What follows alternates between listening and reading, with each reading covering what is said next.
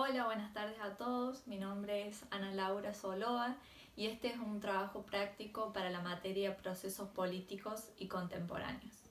Yo elegí abordar la vida de Martín Lutero. Este es un hombre muy humilde que pertenecía a una clase baja. Nació en el año 1483 en Eisleben, al norte de Alemania. De niño le gustaba mucho ir a la iglesia, era muy creyente, había colaborado como monaguillo, porque en esa institución sentía paz y armonía. Recordemos que en ese momento la iglesia ejercía un rol fundamental, porque justamente era todopoderosa, decía quién podía ir al cielo y quién podía ir al infierno, ¿no? En ese momento la institución te decía qué nacimiento era legítimo y qué matrimonios eran legales. En cuanto a su núcleo familiar, la mamá de Lutero se llamaba Margaret y su papá se llamaba Hans Lutero. Su padre, 2 años después, se traslada a Mansfeld, ¿sí? Allí dirigía varias minas de cobre.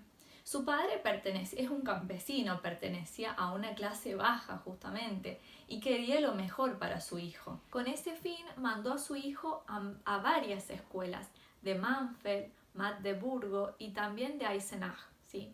Su padre lo inscribió en la Facultad de Derecho, pero luego, durante una tormenta eléctrica, cuando regresó de visitarlos a ellos en Erfurt, se vio atravesado por una tormenta eléctrica, ¿sí? Aparentemente cayó un rayo y fue allí donde él lleva adelante un pacto con Dios.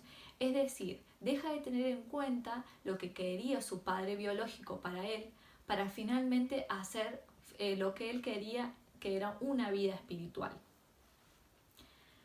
Bien.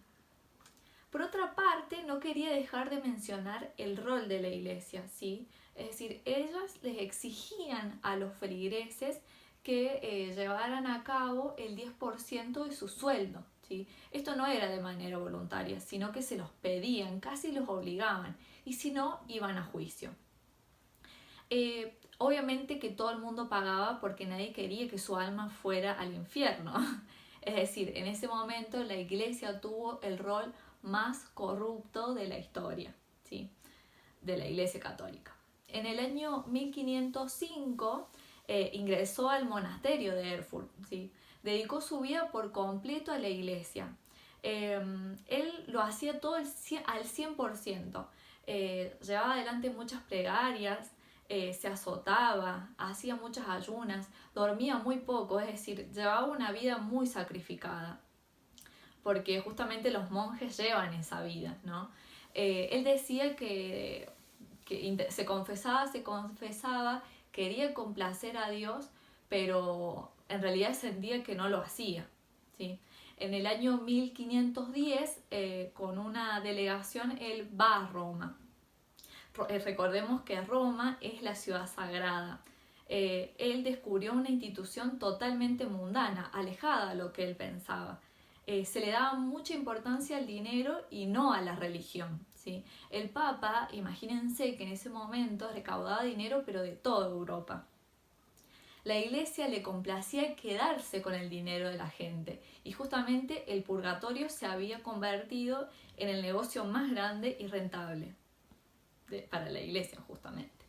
En el año 1505 él fue enviado al monasterio de Wittenberg, ¿sí? Esta es una ciudad pequeña y él ahí tenía un superior que lo acogía y se llamaba Johann von Sapitz, ¿sí? Él decidió liberarlo un poco de esa desesperación para que llevara una vida más tranquila. Y bueno, justamente lo llevó a convertirse en el nuevo profesor de teología de esa universidad. Allí se veía obligado a dejar de torturarse y a empezar a predicar y llevar adelante una vida espiritual para justamente sus estudiantes, ¿no? En el año 1512 él fue recibido por el Senado de la Facultad de Teología y allí le dieron un título de doctor en Biblia. Lutero dedicó su vida por completo a la educación superior y se esmeraba mucho en la lectura de los textos, ¿sí? No solo estudiaba la edición estándar latina, sino también estudiaba la edición en hebreo y en griego, ¿sí? Él reflexionaba mucho, todo el tiempo reflexionaba sobre su trayectoria y sobre los asuntos relacionados con el hombre y Dios. Por otra parte, vamos a contar la realidad de cómo vivía el Papa León X, era de Roma él, ¿no?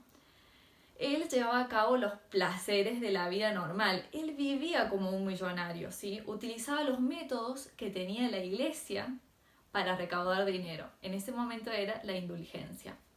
La indulgencia, justamente, consiste en asegurar el perdón de los pecados.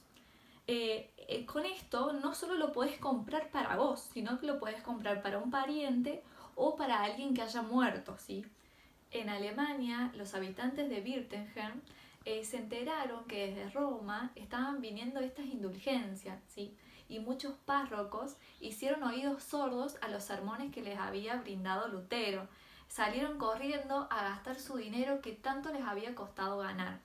Lutero, tan enojado con esta situación, no podía creer esta semejante mentira que había llevado adelante la iglesia, porque él decía que la salvación era un regalo de Dios y se podía lograr mediante la fe. Él estaba muy enojado porque se ponía en juego la vida de muchísima gente. En el año 1517, Lutero, enojado, clavó sus 95 tesis en la puerta del castillo de Wirtemberg. Esta fue el comienzo de la reforma y fue el mayor ataque que se le llevó a cabo a la iglesia, porque justamente él allí contaba de las indulgencias que inducen a la autocomplacencia, ¿sí? Que ponía en riesgo la salvación de la gente, que el poder papal no tenía límites. Lutero estaba realmente enojado. Las 95 tesis fueron traducidas al alemán y se imprimieron, y finalmente en 2 semanas se difundió por toda Alemania. La respuesta del Papa primero fue minimizar a Lutero, lo trató de borracho, pero Lutero seguía muy enojado y proclamó que el papado no tiene poder en cuanto a la relación de Dios y el hombre, y esto empeoró mucho más las cosas. Bueno, justamente se lleva adelante este debate en Leipzig en el año 1519, en el cual Lutero expresa que los límites nuevamente del Papa no tienen final, y este conflicto se agrava cada vez más. En el año 1520, una bula papal había condenado todos los escritos de Lutero, se quemaron, le dieron 60 días para que se retractara, y Lutero el 10 de diciembre lo que hizo fue quemar esa bula papal, es decir, ahí rompió su relación con Roma. En un intento por frenar todos estos acontecimientos, Carlos V y sus príncipes alemán y eclesiásticos se reunieron justamente para intentar convencer que se retractara Lutero, pero él seguía negado. ¿Sí? Justamente decía que el Papa se podía equivocar, pero las escrituras no. Este año fue excomulgado y fue declarado como hereje. El emperador condenó a Lutero, ¿sí? Pero el electo, Federico el Sabio, lo recluyó en su castillo para protegerlo de los posibles enfrentamientos contra los papas, ¿sí? Allí comenzó a traducir las Sagradas Escrituras y bueno, eso fue una contribución fundamental para el desarrollo de la lengua alemana. Cabe destacar que él fue uno de los impulsores de la iglesia protestante, ¿sí? Incluso intentó cambiar mucho y cuestionar los sacramentos. Hasta aquí el video, muchas gracias.